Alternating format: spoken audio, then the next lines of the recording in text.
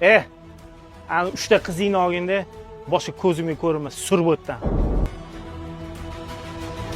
Sizga o'g'ilmi yoki qiz? Bu mahsulotlar sizni o'g'il yoki qiz farzand ko'rishingizga yordam beradi. Tarkibida magniy va kalsiyga boy ovqatlar, sut mahsulotlarining barchasi, tvorog, pishloq, kefir, yogurt va kislotaligi baland bo'lgan mahsulotlar, ya'ni sitrus mevalar sizni qiz farzand ko'rishingizga yordam beradi.